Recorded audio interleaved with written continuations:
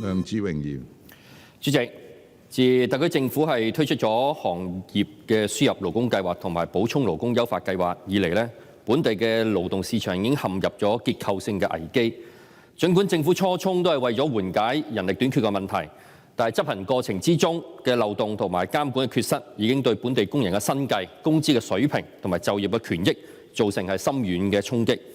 自由黨邵家輝議員提出嘅優化輸入人力措施呢個議案，主張係進一步放寬外勞嘅工資同埋住宿限制。議案根本就係忽視咗現行嘅政策，更加反映咗政策有漏洞同埋制度性嘅剝削嘅根本缺陷。就原議案同埋修正議案，我都係會反對嘅。雖然現行政策係要求非本地工人嘅工資水平不得係低於相關職位每月嘅工資中位數，但係僱主通過分拆崗位嘅職責、調整職位嘅名稱等手段呢，係逃避呢啲規定呢，工資中位數嘅規定其實已經係形同虛設。例如將電工嘅職位改為係助理技術員，工資就可以低於中位數嘅15%至到20%。勞工處對呢啲嘅違規行為呢，又缺乏咗有效嘅監察，導致工資保障呢亦都係形同虛設。如果允許外勞呢居住喺親友嘅家中呢，就會進一步剝削政府呢對僱主責任嘅約束。過去1年已經有非本地工人呢因為住宿嘅環境惡劣而作出求助，部分呢更遭到僱主呢以扣減住宿補貼呢為由咧，變相都係壓榨咗個工資。根據統計處最新嘅資料咧，2023年第3季失業率咧係較去年同期上升咗0.8個百分點至到3.2%。其中建造業、零售業同埋運輸業呢啲傳統嘅勞工密集性嘅行業咧，失業率亦都係增幅顯著。數據好明顯咁去表示，輸入外勞呢個計劃同埋失業率上升咧係存在直接嘅關聯。補充勞工優化計劃將26個職位類別咧納入咗輸入嘅範圍，涵蓋咗零售、銷售員、文員等呢啲非技術嘅崗位，有急需要缺乏嘅需要。行業覆蓋範圍其實根本就係太廣闊。香港零售管理協會資料顯示咧，相關行業職位空缺率其實係不足5%。輸入非本地工人明顯就係壓榨本地基層嘅就業空間。如果政府按照商界嘅訴求而優化，更進一步咧係推高咗本地嘅失業率，工友工資又再被壓榨，社會問題將會更加嚴重。勞工界反對輸入非本地嘅工人咧，有2個核心嘅理據嘅。第一，政府有責任係優先保障本地工人就業嘅權益。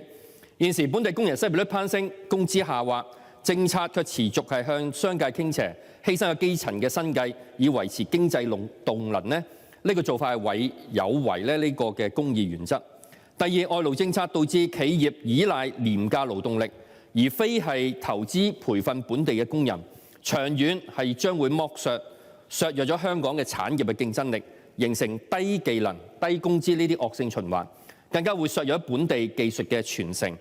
本地工人冇工作、冇收入，就會導致到經濟內循環呢係失衡，最後都係整體香港嘅損失。政府一定要三思。作為勞工界嘅議員，我要求政府立即採取以下嘅措施：第一，暫緩優化計劃，並且啟動全面嘅檢討，要求咧係設立有勞方代表嘅獨立委員會，評估外勞政策就業嘅市場、工資嘅水平同埋行業生態呢啲影響，暫停新增外勞配額，至到檢討完成。第二係要設立本地工人嘅就業保障基金，要求政府係向因為輸入非本地工人而失業嘅工人呢係發放過渡性嘅津貼，並且提供職業技能嘅再培訓，協助呢啲嘅工人呢有轉職至高增值嘅行業。第三係要強化監管同埋罰則，要求政府係提高僱主因為違規輸入外勞呢啲刑責同埋罰款，要求政府係要公開申請企業聘用非本地工人嘅工資同埋崗位嘅詳情，讓到係公眾能夠監督。香港嘅繁榮係基建於公平同埋法治，而非剝削本地工人嘅權益。本地工人應該有更好嘅就業機會同埋回報。特區政府應該正視勞工政策失衡嘅嚴重後果，停止輸入係非本地嘅工人視為幫助僱主呢個經濟嘅解藥。政府亦都係應該係重視人才培訓，確保咧係本地工人係就業優先。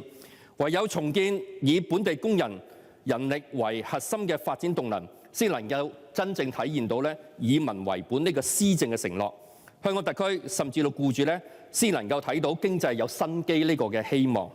我係必須要再次呼籲政府係要正視本地工友佢哋而家遇到嘅困境，制定一啲嘅補救措施，幫助我哋嘅工友。主席，我謹此陳辭。